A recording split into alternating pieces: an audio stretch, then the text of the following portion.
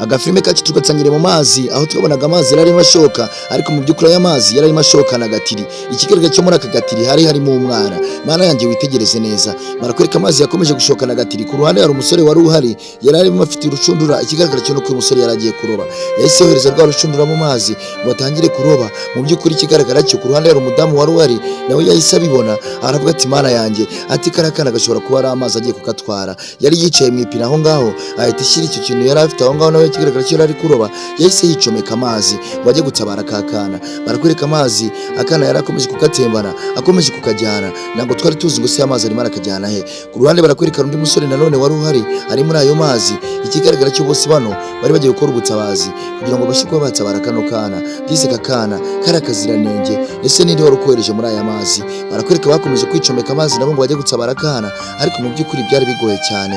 Barakwereka amazi yakomeje gushoka yihuta cyane, akomeza kugenda atemba asa n'agenda ajyana kakana. Mana nyagasani witegereze neza utaza kugira akantu ucikwa. Barakwereka dise uwo mudamu wari uri aho ngaho yakomeje gukora iyo bwaba, agakomeza koga cyane, akomeza kwihuta cyane ajya muri ya mazi ngo arebe ko yatabara ako kana. Yo yaraje bwangu ahita asatira kagatiri. Mana nyagasani yahise agafata disi. Mbega umubyeyi mwiza, mbega umubyeyi utabariye igihe. Yo barakwereka yakomeje kuza gufata kagatiri, ariko mu by'ukuri byari bikomeje kwanga kugira ngo agashyikire. Barakwerekana wa musore yari ari ku ruhande yahise akora ubutabazi bw'ibanze aza yihuta cyane aze ngo atabare disi, azamufashe. Barakwereka disi bakomeje guhererekanya kagatiri ngo barebe ko batabara wa mwana. Barakwereka muri kagatiri wa mwana yahise avamo. Mana nyagasani bahita baza bwangu, bahita bashaka uburyo bamufata, bahise bamuhuriraho, bahita bafata wa mwana baramutabara. Mana nyagasani mbega abantu beza disi baraje bahita bafata kagatiri. Ku ruhande wa musore nawe yari amaze kuhagera ngo uwo disi aje nawe kubafasha kugira ngo babashe kuba bakura kakana mu mazi. Mana yanjye witegereze neza utaza kugira akantu ucikwa. Barakwereka bateruye kagatiri barakazana barakihegereza bakazana ku ruhande, ariko mu by'ukuri ikigaragara cyo nuko bonaga ko byari byabagoye, ariko bari bakoze ubutabazi bw'ibanze bwo kubasha kuba bafasha kano kana. Mana yanjye witegereze neza bakomeje guhererekanya kagatiri, bakomeje gushaka uburyo bava muri ya mazi ngo barebe ko batabara kana. Na wa musore yari amaze kubageraho arangije araza arabafasha, arababwira ati nimubanguke bwangu tuve muri aya mazi. Urumva ko afite umuvumba kandi aya mazi afite imbaraga, yaza kutugiriraho ingaruka cyangwa se yatwashira gushiduka. Aya mazi aduhitanye. Bakomeje kuva muri ya mazi bakomeza kugenda basatira ku ruhande ku nkombe, bari batatu bari kumwe. Ikigaragara cyo nuko bari baje kwirobera amafi, ariko mu by'ukuri bikaba binabaye ngombwa ko batabara kana. Yo bakomeje kuva muri ya mazi bafata ku giti cyari kiri aho ngaho, bitegereze neza barebe se koko iki kintu babashe kuba baroba ni igiki, cyangwa se iki kintu batabaye ni igiki. Ese koko ni umwana cyangwa ntabwo ari umwana? Ndagira ngo witegereze neza utaza kugira akantu ucikwa. Mana nyagasani bakomeje kuza disi, bakomeza gufatanya, bakomeza gukorera hamwe, bakomeza kugenda bakururana bafatanyije, bafate kuri cya giti barebe ko baruhuka. Amazi yari menshi cyane kandi yari afite imbaraga, yari afite n'umuvundo, kandi ikigaragara cyo ubonaga ko bari banananiwe kubera ko bari bamaze umwanya muri ya mazi. Barakwereka disi bakomeje kugenda bafatana akaboko kugira ngo bagende bahererekanya barebe ko bagera kuri cya giti. Barazamutse bagera kuri cya giti, bakimara kugera kuri cya giti umwe aravuga ati ndaruhutse.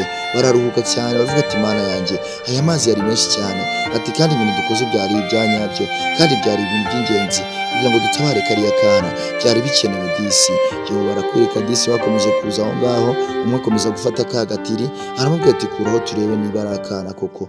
Yo bakuye agatiri baratangara cyane baravuga ati yo ni umwana dutabaye, ati disi dukoze ibintu byiza cyane, ati Imana iraza kuduhemba kandi Imana irabiduhera mu mugisha.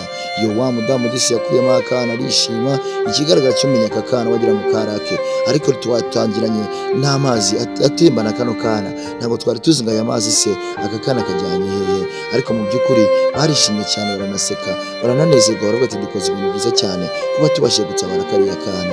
Yo barishimye cyane bakomeza kunezerwa, bakomeza kuvuga ati n'ubundi mu by'ukuri Imana ni nziza ikoze ibitangaza ikatwereka kano kana. Ati genda ndumva nanakishimiye, ati kandi genda ajya ku disi ndakomeza kujya kajyana mwiteho. Ati mu by'ukuri ndabizi neza ko nanjye Imana izamumugisha kubera ko natabaye kano kana. Yo bakomeje kwishima disi baraseka baravuga ngo disi dukoze ibintu byiza cyane, ati aka kana ntabwo twari kukareka ngo amazi akajyane, twari kuba dukojeje cyane. Yo ndagira ngo mwibutse gukanda subscribe kuri Inganzo TV show utazaducikwa n'agasobanuro nzajya ngenda mbagezaho.